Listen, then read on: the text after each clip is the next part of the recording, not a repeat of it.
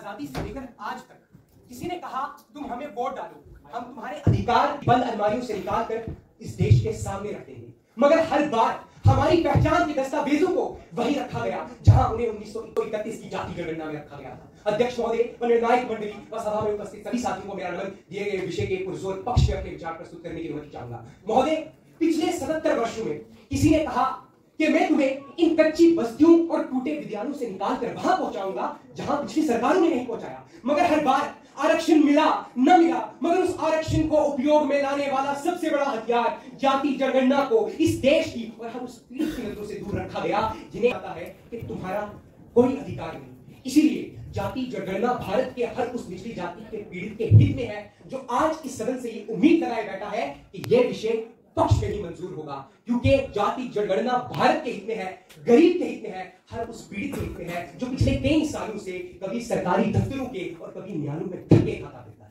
महोदय, बात करते हैं शिक्षा की। भारत सरकार के हालिया आंकड़ों के तहत पिछले 5 सालों में अनुसूचित जनजातियों और पिछड़े वर्ग के 20,000 छात्रों ने विश्वविद्यालयों से इसलिए पढ़ना छोड़ दिया क्योंकि उनके पास पैसे की कमी थी और भाषा का मसला था। इसीलिए महोदय, जाति जनगणना होगी, फिर अलग अलग जातियों की पहचान, भाषा, उनकी संख्या, उनकी संस्कृति सामने आएगी, फिर उन पीड़ितों के लिए काम भी होगा, इस देश का निर्माण भी होगा और उस देश में हक सिर्फ चंद लोगों का नहीं बल्कि उनका भी होगा जो पिछले कई वर्षों से जाति जनगणना न होने के कारण अपने अधिकारों से वंचित थे।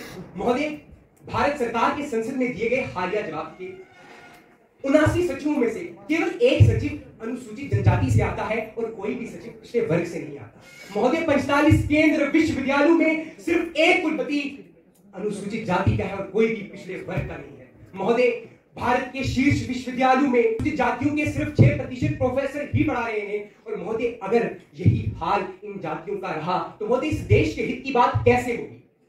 महोदय, आज विपक्ष इस देश की कुछ विफलताओं का बोझ फिर से पक्ष पर डाल देगा, मगर मैं इनसे यह प्रश्न पूछता हूं कि पिछले 77 सालों में क्या किसी ने इस देश में इस भारत मां के सपूत ने यह कहा कि मैं सरहद पर इसलिए जान नहीं दूंगा क्योंकि मैं इस जाति से आता हूं? महोदय, मैं ये विनती करता हूं कि इस देश की विविधता को, इस देश की कमजोरी हरगिज न बनाया जाए, क्योंकि ये हाथ, ये चेहरे जो नामुकम्मल है, इन्हीं से शहर को मुकम्मल बनाया जाएगा, इन्हीं से शहर को मुकम्मल बनाया जाएगा। महोदय, आज विपक्ष इन 90 साल के अत्याचार को उस सोने के पिंजरे में कैद करना चाहता है जिस सोने के पिंजरे में उसे 1931 में कैद किया गया था। और महोदय, आज तक हम समय समय पर अलग अलग नेताओं को उसकी चाबी देते रहे हैं, मगर आज तक किसी ने न्याय नहीं किया। महोदय, समय बदल चुका है, परंतु आज भी उत्तर प्रदेश में एक 8 साल की बच्ची को मारकर गंदे नाले में सिर्फ इसलिए फेंक दिया जाता है ताकि निचली जातियों पर दबाव बना सके। महोदय, गुजरात में एक 21 साल की युवक की हत्या सिर्फ इसलिए कर दी जाती है क्योंकि महोदय वो कुर्सी पर बैठ गया था, जमीन पर नहीं।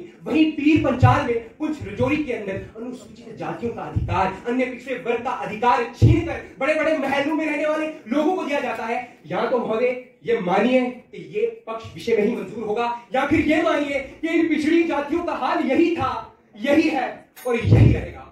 महोदय, आज मैं जानता हूं कि इस देश में अनुसूचित जाति, पिछड़ी जाति और पिछड़े वर्ग के लोगों के लिए उठा हर कदम, हर कोशिश नाकाफी है, मगर आज इस सदन में उठी हर आवाज एक उम्मीद की किरण है कि आवाज उठे तो सही जुल्म के सामने, फिर जालिम का वक्त हिसाब आएगा, फिर गरीबों के दरबार हाथ जोड़े हुए। धन्यवाद।